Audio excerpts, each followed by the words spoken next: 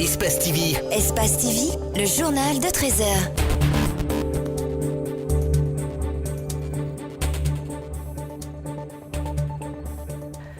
Bonsoir à tous. Au sommaire, des proches du militaire pris à partie vendredi à Bambeto ont voulu exprimer leur mécontentement le lendemain. Samedi, le trafic routier a été perturbé momentanément à Kipé. Les usagers n'avaient de choix que de rebrousser chemin. Le gouvernorat de la ville de Conakry est déterminé à changer l'image de la capitale à travers l'embellissement des lieux stratégiques. Pour ce faire, une équipe évoluant dans le graffiti est déjà sur pied. Au Sénégal, le pays est à la rencontre des jeunes étudiants guinéens qui s'intègrent tant bien que mal dans des conditions difficiles. Le soutien de l'ambassade de Guinée sur place laisse à désirer. Reportage à suivre avec l'une de nos équipes qui rentre du pays de la Teranga.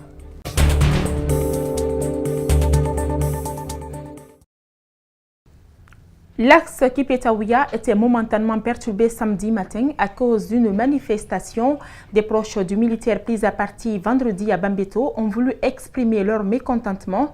Cette perturbation a causé du tort aux usagers qui, pour la plupart, n'avaient de choix que de rebrousser chemin avant l'intervention des agents de sécurité. Mamadou Sadio Baldé et Kerno Sadouba. L'axe Kipé-Taouia est le plus pratiqué dans la commune de Ratoma. À cause de son calme habituel, les usagers n'hésitent pas à emprunter cette route.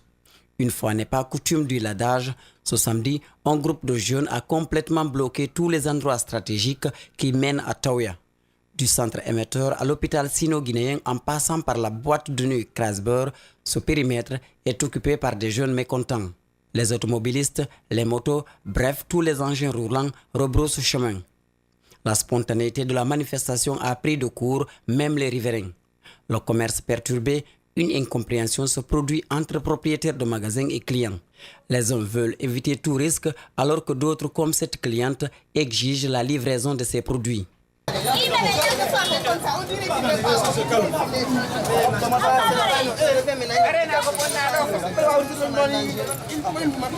Je suis pas folle. Je suis cliente. J'ai appelé Bayo le matin, il m'a dit de venir. C'est pourquoi je suis venue. Qu'est-ce qu'on a calculé la pagaille? Qu'est-ce qu'on a calculé la pagaille? On savait qu'il allait avoir des pagailles. Moi, quand je sortais de chez moi, je savais ça. Tout le monde a paniqué. Vous soyez là, je dois aller préparer. Mais quoi qu'on soit là, si vous les gardez, qu'est-ce que ça va vous faire? Les forces de sécurité se pointent sur les lieux. Elles tâtent le terrain avant toute action, font face aux mécontents, évaluent le nombre. Dans la foule, il n'y a pas que des civils. Selon des informations recueillies sur place, des amis de l'homme en tenue gravement touché la veille à Bambeto étaient venus grossir les rangs des mécontents. Toutefois, selon un confrère d'Évasion TV, le chargé de communication du ministère de la Défense aurait indiqué que le scanner n'aurait pas signalé des séquelles sur sa tête. Alors que les agents de sécurité ont pris la mesure de la manifestation, ils les ont dispersés à coups de gaz lacrymogène. 21 890 cas d'accidents enregistrés ces 5 dernières années en Guinée. Ce chiffre fait froid au dos et interpelle chacun sur la nécessité de prévenir les accidents de la circulation. Mais le constat sur le terrain est tout autre. Le laisser-aller et l'occupation anarchique des emprises des routes constitue un véritable risque d'accident. Illustration ce samedi matin au marché de la tannerie où une camionnette a laissé la route pour finir sa course dans un atelier de couture. Un jeune garçon a trouvé la mort suivi de 8 blessés et de nombreux dégâts matériels. Les populations réclament l'installation des dodanes sur cette route. Reportage Idrissa Bari, Djibril Kabak Kamara. Cette descente qui mène au marché forestier grouille du monde. C'est dans cet environnement que le système de freinage d'une camionnette immatriculée RC 7247AA a lâché à la descente de la ruelle de ce marché. J'étais dans l'atelier et subitement j'ai entendu des cris. Ensuite, j'ai vu la camionnette heurter ma porte. Une Toyota Corolla a été endommagée aussi. C'est elle d'ailleurs qui a limité la vitesse de la camionnette qui a fini sa course dans cet atelier de couture rempli de personnes. Le propriétaire est sain et sauf, mais son garçon a été touché dans l'accident. Heureusement, le tout petit, rien ne lui est arrivé. Son grand frère, quand même, c'est dans le caniveau, je l'ai ramassé. Présentement, il est dans son premier soin au niveau de la base militaire. Non loin du lieu de l'accident, des cris se font entendre. Ils proviennent de la famille du jeune élève, venu ce samedi apprendre la couture auprès de son maître. La mère de la victime, ses sœurs et ses amis du quartier sont inconsolables. 8 personnes sont admises à l'hôpital du camp Alpha Yaya Diallo pour des soins d'urgence. Les responsables du quartier sont indignés et pointent du doigt la mairie de Matoto. Les responsables de la commune nous avaient interpellés pour enlever ces dos d'âne. Sinon, chacun de nous allait payer 5 millions. Ce n'est pas le premier cas. Plusieurs batailles avaient été menées par le passé contre la circulation des gros porteurs et l'excès de vitesse sur cette ruelle très fréquentée. Jusque-là, rien n'a abouti. Nous réclamons les deux d'âne et que les camions ne descendent plus ici. Un point, un tour. Une équipe de la police de Matoto est arrivée sur les lieux. Les jeunes ont immobilisé la camionnette. Son chauffeur est mis aux arrêts. Des enquêteurs de la gendarmerie ont fait aussi le déplacement. Restons dans le même registre pour parler cette fois de sécurité ferroviaire. Une équipe pilotée par Russal Fria a entamé depuis le début du mois de novembre la sensibilisation des citoyens vivant près des rails. Au marché de Taouya, le constat est alarmant. Les femmes vendent sur les rails à leur risque et péril. Alceni Bari, Yacouba Traoré. Ne vous étonnez pas, nous sommes sur la voie ferrée Friguia-Russal. D'une longueur de 53 km et relié du Breka au petit bateau. Les femmes et les clients bravent l'interdit.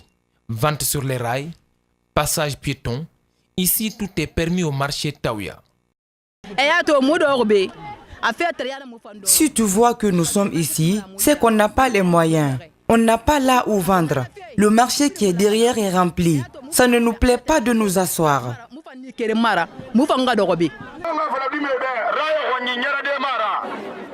Depuis le début du mois de novembre, une équipe mixte de 700 personnes, composée de l'Aguipress et une amicale de jeunes, pilotée par Russal, sensibilise ses vendeuses. L'objectif de Russal Fria étant de faire une statistique de 0 accident par année, ils ont demandé à ce que nous fassions la sensibilisation. Alors nous sommes là dans ce cadre, sensibiliser la population, à savoir que, attention, le train a repris. Il faudrait s'éloigner de l'emprise des lois. Certes, le message est clair, mais ces femmes sont réticentes. Elles n'ont pas où aller. Les équipes de sensibilisation n'excluent pas un déguerpissement avec l'aide des autorités. Après ça, ils vont nettoyer les rails et le long des rails. Une fois le nettoyage fait, donc là maintenant, c'est aussi de passer aussi au déguerpissement de tous ceux qui sont aux abords des rails. Il y a le marché à l'intérieur. Nous sommes à Taouya, le marché est là. Tout le monde connaît l'intérieur du marché. Et elles ne peuvent pas me dire que c'est ici seulement qu'elles peuvent gagner leur petit pain. Sur ces rails, marché, maison, école, terrain de foot, tout y est. Et pourtant, la distance de sécurité doit être de 25 mètres. Dans cette école, les élèves sont bien conscients du danger du train. Mais que faut-il faire? Ce n'est pas du tout facile pour les élèves de traverser les rails. Et puis avec ça, on ne peut rien faire de plus. L'école est juste près des rails. Donc pour traverser, il faut qu'on soit prudent et que la sécurité soit renforcée au niveau des rails. Malgré tout, les agents de l'Aguipress font le maximum pour préserver la vie des citoyens.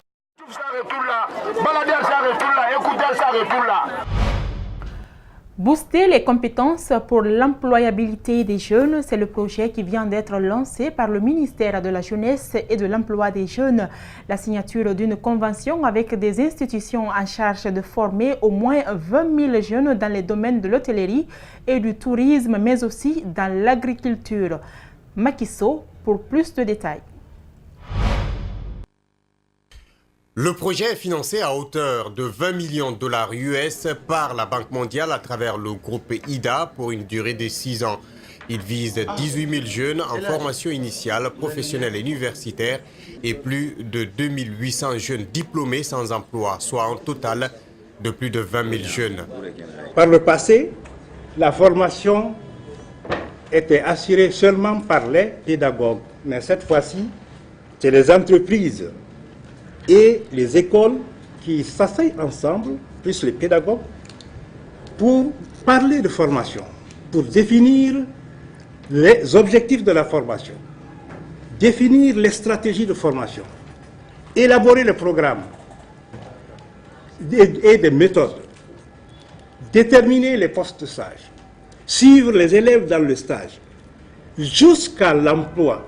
Les institutions bénéficiaires, il s'agit entre autres de l'Institut supérieur de commerce et administration des entreprises en Guinée, une institution de formation maroco-guinéenne qui bénéficie d'une subvention de 400 000 $, soit plus de 3,5 milliards de francs guinéens pour la formation de 720 jeunes. Aujourd'hui, on a pratiquement recentré notre stratégie et nous souhaiterions pouvoir réussir la gageure d'embaucher les 720 lauréats que nous allons former, tout simplement en leur permettant de créer leur propre emploi. Placé sous la tutelle du ministère de la Jeunesse et de l'Emploi jeune, le BOSEJ est une initiative du gouvernement guinéen qui a pour objectif d'améliorer l'employabilité et l'emploi des jeunes guinéens par le développement des compétences ciblées.